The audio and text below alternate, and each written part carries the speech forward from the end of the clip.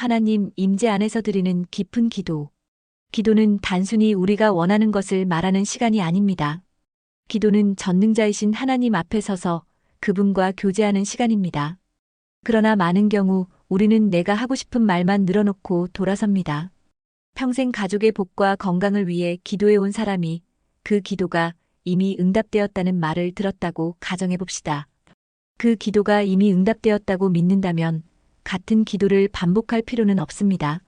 그런데도 그는 여전히 계속 기도하고 싶어 합니다. 응답이 되지 않았다고 느껴서일까요? 믿지 못해서일까요?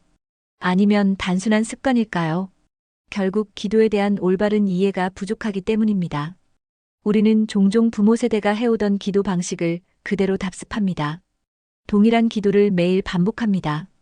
반복적인 기도가 믿음의 행위라고 볼 수 있을까요? 혹시 고민해 본 적 있으신가요? 하나님은 전능자이시고 창조주이신데 귀가 어두우신 분일까요? 우리가 졸라대야만 응답하시는 분일까요? 성경에서 불의한 재판관의 비유를 들어 끈질기게 기도해야 한다고 말하는 이들도 있습니다. 그러나 예수님의 말씀은 악한 재판관조차 억지로 들어주는데 하물며 신실하신 하나님께서야 얼마나 더 우리의 기도를 들으시겠느냐는 뜻이었습니다. 하나님을 무정한 재판관처럼 여기며 끊임없이 졸라야만 응답하신다고 생각하는 것은 성경의 의도와 다릅니다. 우리는 내 기도를 하나님이 들으셨고 반드시 좋은 것으로 응답하신다고 믿어야 합니다. 기도했다면 믿음이 뒤따라야 합니다. 물론 믿음이 약해져서 다시 기도할 수도 있겠지요. 그러나 같은 내용으로 여러 번을 기도하는 것이 과연 믿음의 기도일까요? 많은 기도를 해야 들어주신다고 믿는 분들은 하나님을 매일 졸라대야만 응답하는 분으로 보기 때문에 기도를 멈추지 못하는 것입니다. 그러나 하나님은 전능하시고 나를 사랑하시며 모든 좋은 것을 주시는 아버지라고 믿는다면 우리는 기도를 드리고 그분께 완전히 맡길 수 있습니다. 중간 점검하듯이 하나님을 기도로 재촉하지도 않습니다. 한마디로 하나님을 신뢰하는 것입니다.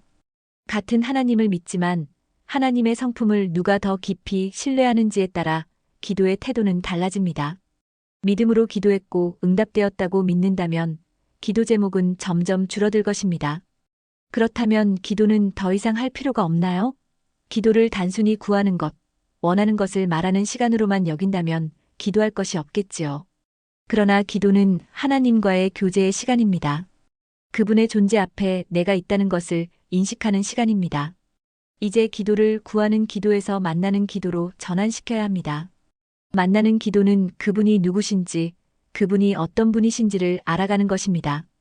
이런 기도에서는 내가 중심이 아니라 하나님이 중심이 됩니다. 사랑하는 사람에게 늘 부탁하기만 한다면 그것을 진정한 사랑이라 할 수 있을까요? 사랑은 요구가 아니라 함께하는 데 있습니다. 때로는 아무 말이 없어도 함께 있기만 해도 충분합니다.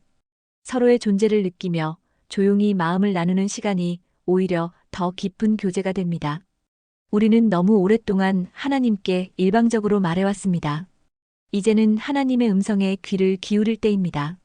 성령 체험 이전, 저는 새벽기도 시간에 특별한 하나님의 임재를 경험했습니다. 마음이 무너져 아무 말도 할 수 없었고 그저 조용히 하나님 앞에서 울고만 있었습니다. 저는 제가 하나님 앞에 있다는 것을 믿었습니다. 그러자 하나님의 부드러운 손길을 영적으로 느낄 수 있었습니다. 그날 저는 하나님께 큰 위로를 받았습니다. 어떤 말씀을 직접 들은 것도 아니었고 저 또한 하나님께 아무 말도 하지 않았습니다. 그저 하나님 앞에 앉아 있었을 뿐인데 그 경험은 제게 아주 강렬하게 다가왔습니다. 하나님의 임재는 특별한 사람들만 느낄 수 있는 것이 아닙니다. 누구나 느낄 수 있습니다. 크신 창조주 하나님이 바로 내 앞에 계신다는 것을 인식하기만 하면 됩니다. 하나님은 어디에나 계시기 때문입니다. 문제는 우리가 그분의 임재를 인격적으로 받아들이지 못한다는 것입니다. 하나님을 저 먼 하늘나라에만 계신 분으로 여기는 한 우리는 그분과 친밀한 교제를 경험할 수 없습니다. 하나님의 임재 안에서의 깊은 기도는 어떻게 해야 할까요? 마음을 정돈하고 생각을 하나님께 집중하십시오. 하나님께서 앞에 계신다는 것을 느끼십시오.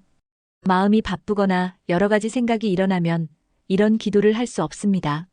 기도를 마치고 급하게 뭔가를 해야 한다면 마음이 평온해지지 않습니다. 하나님 앞에서 생각과 말을 멈추는 것이 중요합니다. 어느 음악가가 이런 말을 했습니다. 음악에서 가장 중요한 것은 음표가 아니라 음표 사이의 침묵이다. 기도에서도 마찬가지입니다. 기도 중 잠시 말을 멈춘 그 순간 하나님의 음성이 들려옵니다. 하나님 앞에서 잠잠히 기다리십시오. 마음에 어떤 생각이 일어나면 다시 하나님께 집중하십시오. 크신 하나님 앞에 자신의 존재가 하잘것없다는 것을 느끼게 될 것입니다. 하나님의 사랑을 느껴보십시오. 하나님의 사랑이 자신을 덮는다는 것을 느껴보십시오. 하나님 앞에 잠잠히 계십시오. 마음에 어떤 생각이 일어나더라도 다시 하나님께 시선을 돌리십시오. 잠잠히 기다려보십시오. 하나님께 듣는 시간입니다. 입을 다물고 당신의 깊은 내면에서 들리는 하나님의 음성을 들으십시오. 만약 잘 안 된다면 계속해서 반복해서 훈련해 보십시오. 우리가 하나님의 음성을 듣지 못하는 큰 이유 중 하나는 우리의 마음이 너무 많은 생각과 복잡한 감정으로 가득 차 있기 때문입니다. 이러한 시끄러운 상태에서는 하나님의 음성을 제대로 들을 수 없습니다. 하지만 하나님 앞에서 고요히 머무는 훈련을 계속한다면 당신은 반드시 하나님의 음성을 듣게 됩니다. 하나님 음성을 듣지 못해도 괜찮습니다.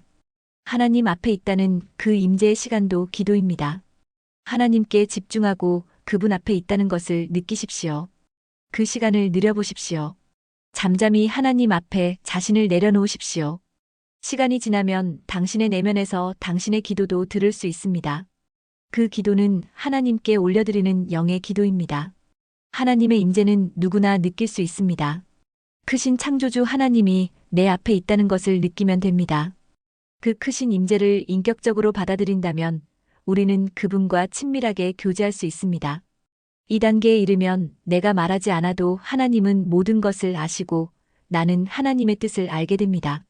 그토록 우리를 괴롭혔던 세상의 근심과 걱정들이 하나님 앞에서는 단지 먼지에 불과하다는 것을 깨닫게 됩니다. 영원하신 하나님의 관점에서 보면 우리가 그토록 중요하게 여겼던 문제들의 진짜 크기를 알게 되는 것입니다. 왜일까요? 하나님과 내가 하나 되었기 때문입니다. 이것이 기도의 궁극적 목표입니다. 기도는 단순히 우리의 필요를 아뢰는 시간이 아닙니다.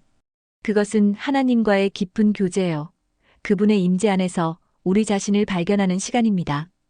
우리가 습관적이고 반복적인 기도에서 벗어나 진정한 영적 교제의 차원으로 나아갈 때 우리는 기도의 참된 의미를 발견하게 될 것입니다. 오늘부터 말하는 기도가 아닌 하나님의 임재 안에서 듣는 기도를 해보시기 바랍니다. 처음에는 어색하고 불편할 것입니다. 하지만 계속 시도해 보십시오. 반복적인 훈련을 통해 점차 그 깊이를 경험하게 될 것입니다.